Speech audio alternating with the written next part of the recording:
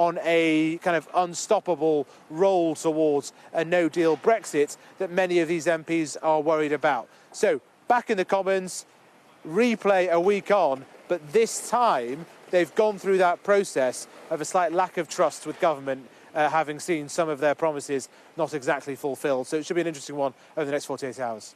Absolutely. Wednesday's going to be fascinating, isn't it, Faisal? Thanks very much indeed.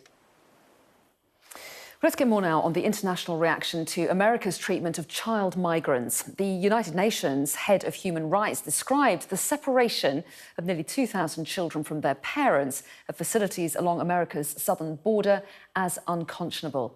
While the American Association of Paediatrics has called the practice government-sanctioned child abuse, which may cause irreparable harm with lifelong consequences. President Trump has defended the policy, blaming the Democrats and describing his political opponents as obstructionist. Well, joining me now to discuss this is psychotherapist Noel Bell. Noel Bell, thanks very much indeed for talking to us tonight. So an estimated 2,000 children thought to have been separated from their parents because of this policy. What, in your view, are the potential psychological effects that kind of separation might have on a child?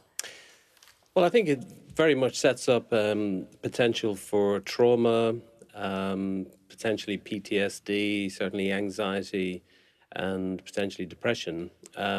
Separation of this kind, particularly when it's forced, can potentially set up a lifetime of damage, because someone's adult attachment style can potentially coming from a very anxiety-based position.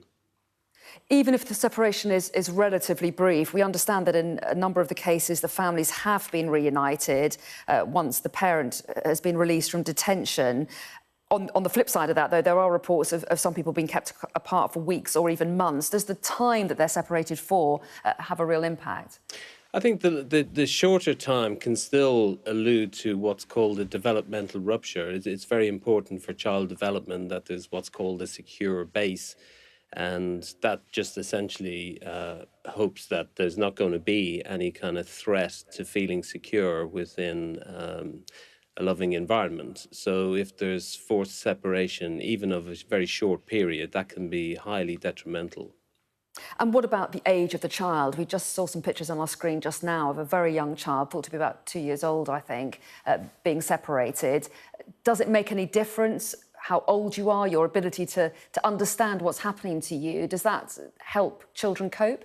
I think the younger, the more susceptible they are to trauma, for sure. The secure base that the young children need, the younger they are, the more susceptible they are to this kind of risk.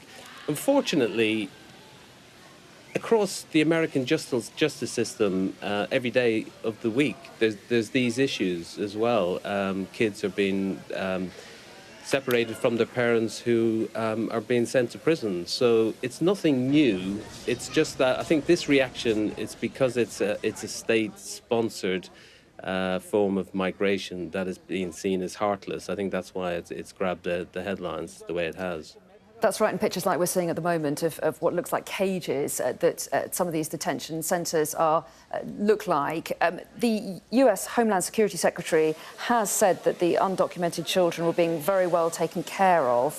Presumably, how they're treated during the separation will make a difference, won't it?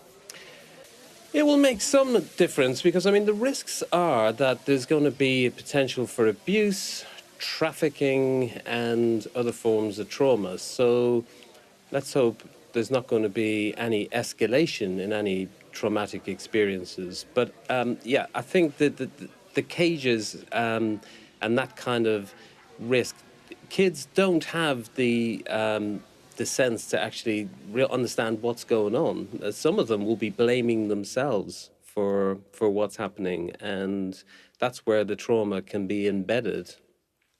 And I'm focusing, of course, on the children, but this will have an impact on the parents as well, won't it? It'll have an impact on the parents.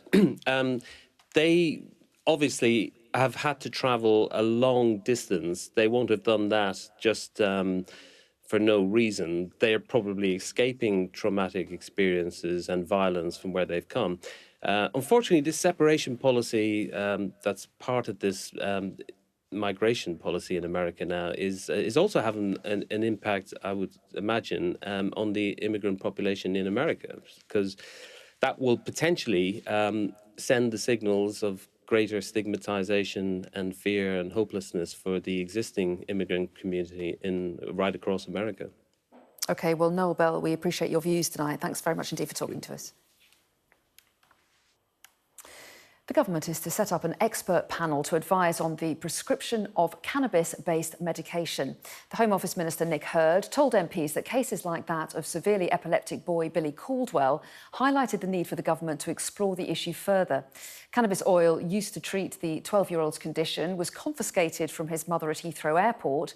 Billy was released from hospital today after being treated for repeated seizures. Sky's Charlotte Lomas reports. Only 3 days ago, Billy Caldwell was fighting for his life. Now he's out of hospital after doctors were allowed to treat